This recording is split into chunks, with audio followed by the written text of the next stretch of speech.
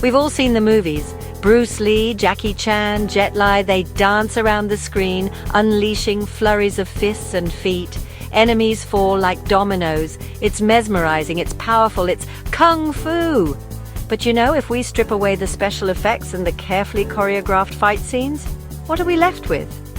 Can kung fu, an ancient martial art steeped in tradition, really hold its own in a real fight? It's a question that has been debated for decades.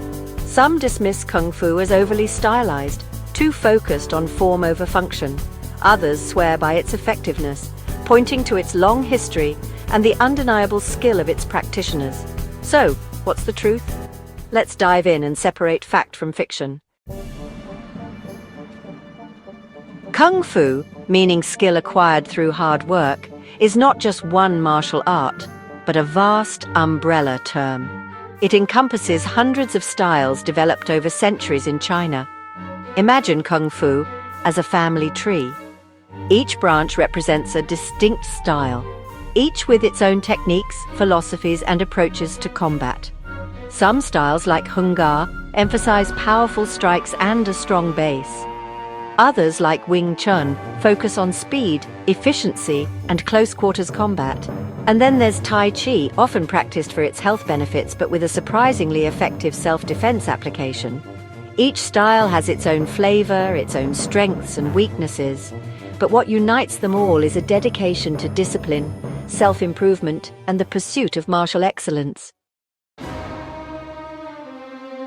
How does Kung Fu stack up against other fighting styles? That's where things get interesting. Let's take MMA, for example. This full-contact sport combines elements of boxing, Muay Thai, wrestling, and Brazilian Jiu-Jitsu. It's a brutal proving ground where fighters are constantly adapting and evolving. On the surface, Kung Fu's emphasis on traditional forms and techniques might seem like a disadvantage. Where MMA fighters drill takedowns and ground and pound, many Kung Fu styles focus on striking and stand-up fighting. Boxing presents a different challenge. With its laser focus on punches and footwork, boxing develops incredible speed and power in the hands. While Kung Fu incorporates punches, kicks are often a primary weapon, potentially leaving practitioners vulnerable to a boxer's jab. But here's the thing. Kung Fu is incredibly diverse.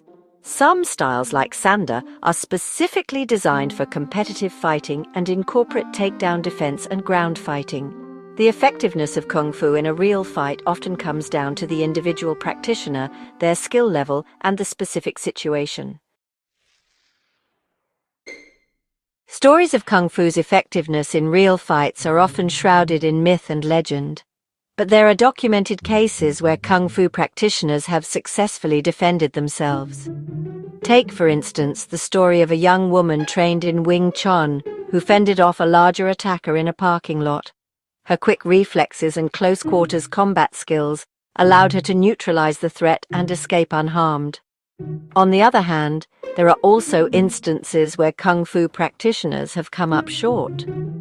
A street fight is a chaotic and unpredictable environment, and traditional techniques may not always translate well to the real world. One example is the infamous Vale Tudo fights in Brazil, where Kung Fu fighters often struggled against the raw aggression and grappling skills of Brazilian Jiu-Jitsu practitioners. These examples highlight a crucial point. Kung Fu, like any martial art, is not a guaranteed path to victory. Its effectiveness depends on a multitude of factors, including the skill of the practitioner, the style they practice, and the specific circumstances of the fight. So what sets Kung Fu apart from the crowd? What makes it unique? It's more than just fighting.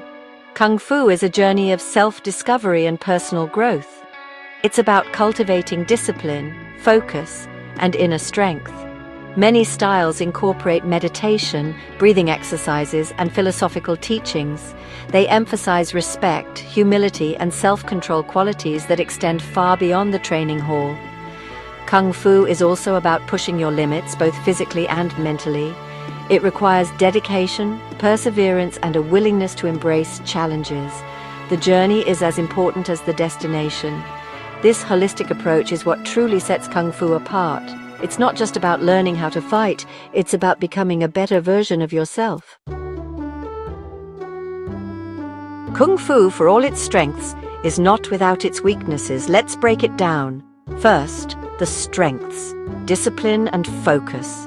The rigorous training develops mental fortitude and the ability to stay calm under pressure. Striking variety. Many styles boast a wide array of kicks, punches, and open-hand strikes. Adaptability. With hundreds of styles, there's a Kung Fu system for every body type and fighting preference. Now, the weaknesses. Limited ground game. Some traditional styles lack effective ground fighting techniques. Realism in training forms and drills don't always translate seamlessly to the chaos of a real fight. And of course, time commitment. Mastering Kung Fu requires years of dedicated practice.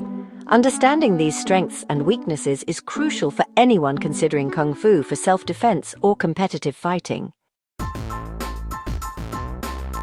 So, can Kung Fu work in a real fight?